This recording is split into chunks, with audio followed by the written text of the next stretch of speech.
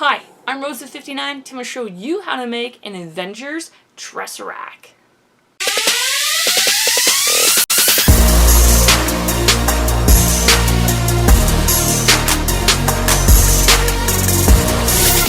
For this project, I'm using a clear cube, which you can use it to put pictures in or for a baseball. And I just purchased mine at Michael's.